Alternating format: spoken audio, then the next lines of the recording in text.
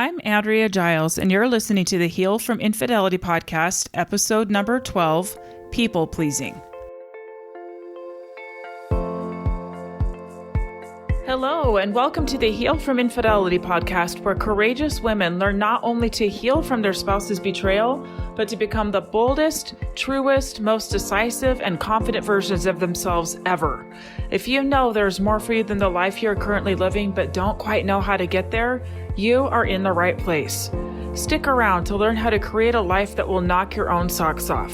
Is it possible? It is, and I'm here to show you how. I'm your host, Andrea Giles. Are you ready? Let's dive in.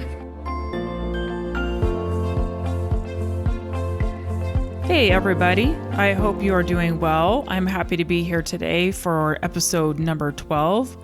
We're moving along. I love hearing from you. I love hearing how the podcast is helping you. I've heard from some of you that even though you're not necessarily working through infidelity, it's helping you in your own life. And I'm really grateful. Even my own mother, hi mom, said to me that it's helping her in her life. So I'm really grateful. It makes it worth it. And I'm going to go ahead and just dive right into this week's topic, which is people pleasing. So first of all, I want to talk about what is people pleasing, what it is, why we do it, what it's costing you, and how to stop. Okay? What is people pleasing? People pleasing is someone who tries really hard to make others happy, even at their own expense. I found a little article on Psychology Today with 10 questions that identify if you're a people pleaser or not. I want you to listen and see if you identify with any of these. Number 1, you pretend to agree with everyone. Number 2, you feel responsible for how other people feel. Number 3, you apologize often. 4, you feel burdened by the things you have to do. 5, you can't say no. 6, you feel uncomfortable if someone is angry at you. 7, you act like the people around you. 8, you need praise to feel good. 9, you go to great lengths to avoid conflict. And number 10, you don't admit when your feelings are hurt. Can you raise your hand to any of those? Guess what? Me too. I'm working on it. I've come a long way, but there's still things in there that I go, yeah, I can work on that too. I am a recovering people pleaser. Back in episode 2, I teach why we keep stuck in cycles that are not serving us. If you recall, or you could go back and listen to episode number 2, I teach about the motivational triad. We like to stay in places where we can feel ease and pleasure and avoid pain at all cost. So when somebody is mad at us, it might feel very uncomfortable. Thinking about having a difficult discussion with somebody might feel hard. And in days of old, if we got cut off from our tribe, it literally could have meant death. So we are programmed to hate being rejected. We're programmed to want people to like us. And when people don't like us, we don't like it. It feels very uncomfortable. Another reason we do this is by cultural teaching. Our sense of worth often comes from how others perceive us. As long as others think we are kind, loving, and good, we get to feel great about ourselves. The second someone is disapproving, we question if we are actually good. So we get to work trying to get their approval, so we get to feel good about ourselves again. We hustle for our worth. We figure that if most people like us, we're okay. If I just try a little bit harder, right? I want to tell you why this is a problem, though, by sharing a scenario and a story of personal experience with this. Let's say, for example, that your spouse has been flirting online with other women. You are mad and hurt and sad. You know you aren't okay with it, but then he tells you that if you're more flirty or affectionate or sexy, he wouldn't have to do those things. In this situation, a people pleaser cares more about what the other person thinks about them than what they actually think of themselves. Rather than really truthfully asking if you want to take responsibility for his actions, you scramble to try to make it better. You try to tell him the things that will make him want to be with you. You say the words. You try to jump through hoops. You try to do the things. in an attempt to change how he feels about you, and ultimately giving more weight to his opinion than your own. You don't hand back to him his choices, because then he might be mad, and then what? If you believe that it's your job to make him happy, it keeps you hustling, trying to make him happy. Here's the problem here. This relationship actually cannot grow from this space because you aren't telling the truth. You aren't telling him how you really feel because you're trying to keep the peace. This never works. Unsaid things turn into resentment, and ultimately, we are actually being manipulative. Does that come as a surprise? Let me explain what I mean. Manipulation means to manage or influence skillfully, especially in an unfair manner. Also, another definition, to adapt or change to suit one's own purpose or advantage. So in that last scenario, she's trying to change his mind about her so she can feel better about herself. She wants to tell him what she thinks he wants to hear so she doesn't feel threatened. But in the end, how we actually feel is still there and will come to the surface one way or another. She is trying to manipulate his opinion of her by telling him the things that he wants to hear, even if it's not actually what is true. Can you see how that's manipulation? A form of it? I want to give you an example of something that happened to me years ago. At the end of my junior year of high school, I decided to run for student body president. I was excited. I decided to just go for it. I gave my little speech, and the results came in.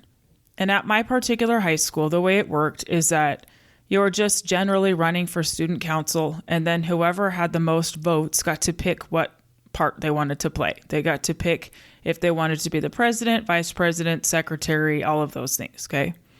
The votes came in, and I won by quite a bit.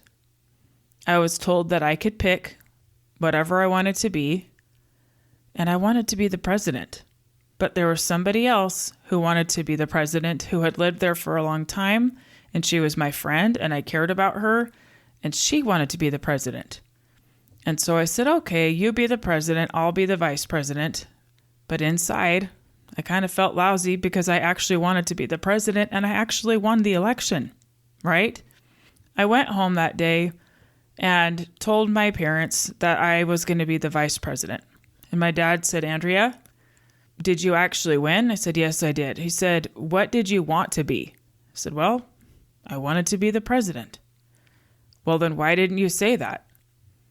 I didn't have the words at that time. I didn't know that I was people pleasing, but that's exactly what I was doing. I didn't want to make them think that I was being selfish or greedy or that I thought I was just so important or anything like that. And so I just let this other person have it. My dad said, Andrea, you won. You need to speak up and say what you actually want. So I called the person in charge and said, hey, I changed my mind. I actually wanted to be the president. I am telling the truth. This is what I actually want. I don't want to be the vice president. And I said that I would be okay with it because I didn't want to hurt this person's feelings, but I actually want to be the president. And here's the thing. At the time, again, I didn't understand this, but I didn't want to hurt this other person's feelings. But in some ways, I was willing to hurt my own. I was willing to let myself down, to not let somebody else down. Ultimately, I was the student body president. That person decided to drop out altogether and was not in student council at all. And I got to be the president, and I enjoyed it, and I learned an important lesson about speaking up. And nothing major came from it as far as any backlash, and I got to enjoy being the president. Sometimes when we're people-pleasing, we think that we're being kind and loving, but what turns out is we're not being kind and loving to ourselves. We're putting other people in front of ourselves and ultimately lying to both of us by saying that we're okay with it when we're actually not. So let's talk about unconditional love. Sometimes we think that we have to people please to be unconditionally loving. One of the reasons it gets so confusing and hard to spot is because we think that being loving means to agree, conform, give some more, turn a blind eye, and let people just be who they are, right? Just let them be who they are. I am all for letting people be who they are, doing what they do, right? People are going to do that anyway. And we can love them. We can love them and we can love ourselves enough to tell the truth. Loving them does not mean you have to agree with them. It means that you love them enough to tell the truth, and however they respond, you love them anyway. When we pretend to agree with somebody when we really don't, we might be fooling them, but we're not fooling ourselves. It does not feel like love. It feels like obligation. It feels like resentment. It may feel like a quick hit of adrenaline, but you actually miss the opportunity to feel good in the long term. We may be giving ourselves a quick little shot in the arm of feel good, but in the long run, we're feeling bad. We know it. We know that we've shortchanged ourselves. We know that we weren't actually completely truthful with how we feel.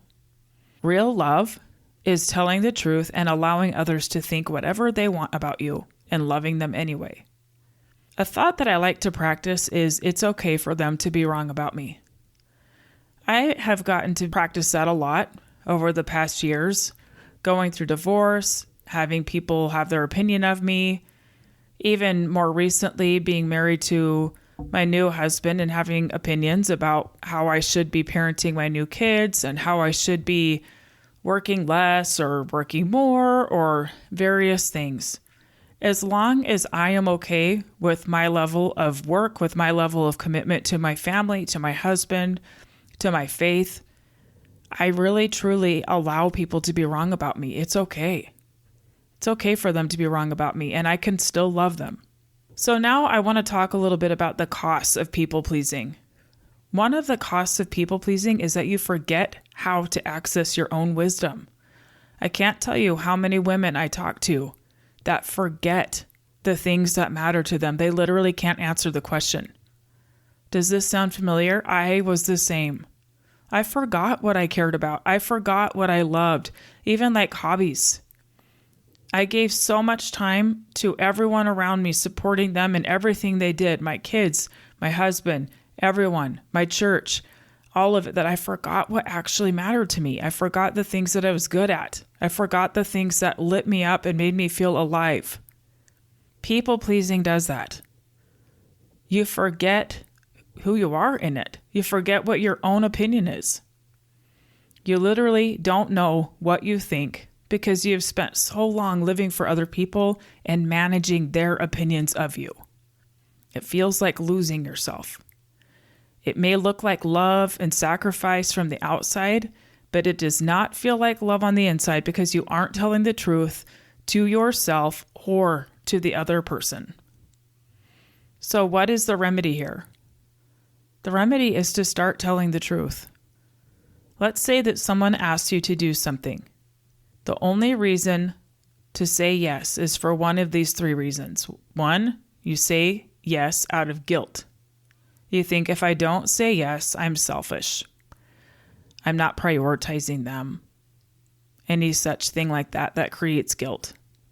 The next reason to say yes is people pleasing.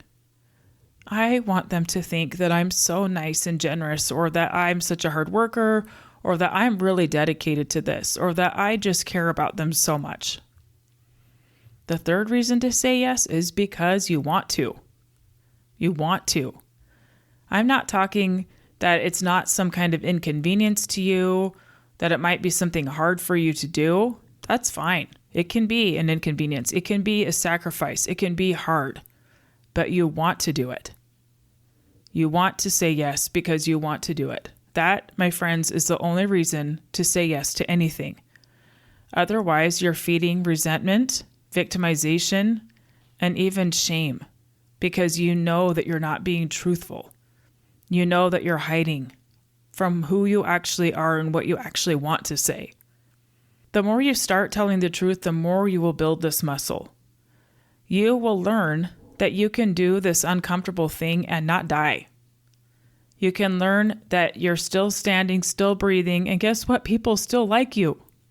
People can be unhappy with you, and they might look at you a little different because they're not used to it.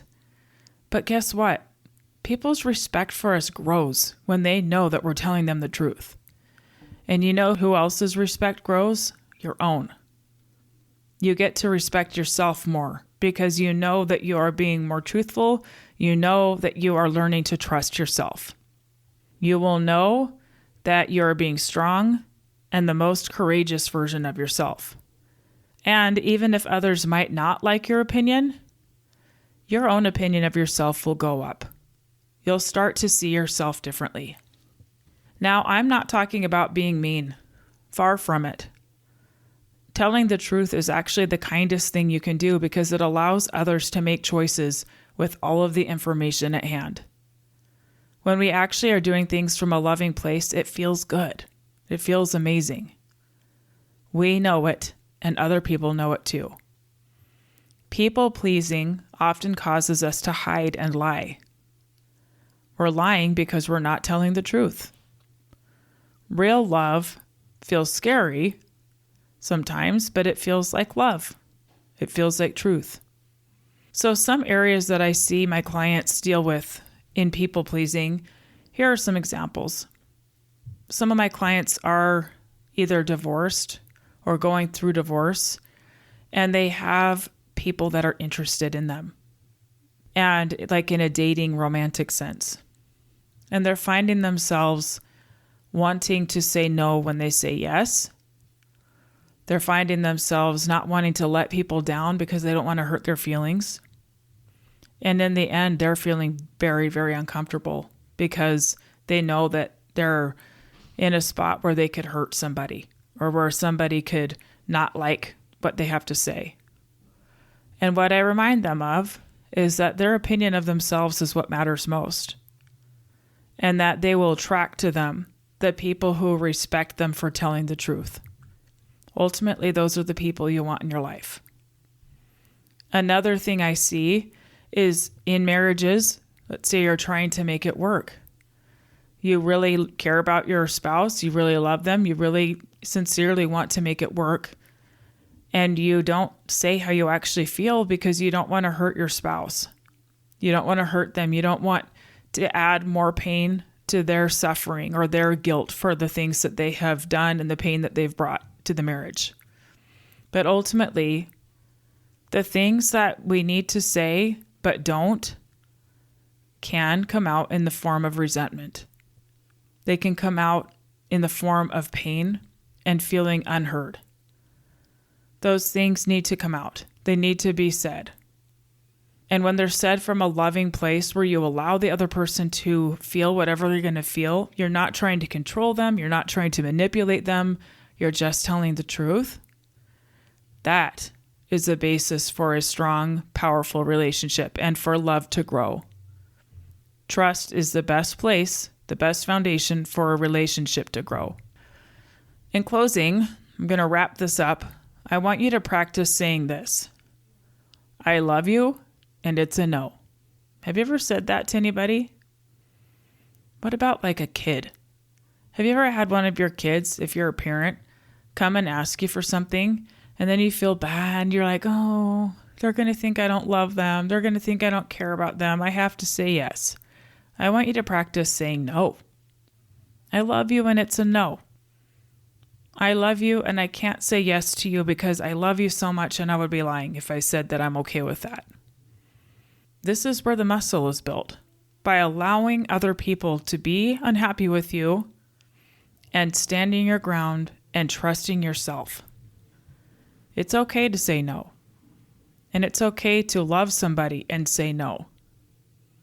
It might be practicing saying no to making some kind of thing for the PTA, or doing a service for somebody, or doing something for your kid like driving them to a thing that you don't really want to drive them to.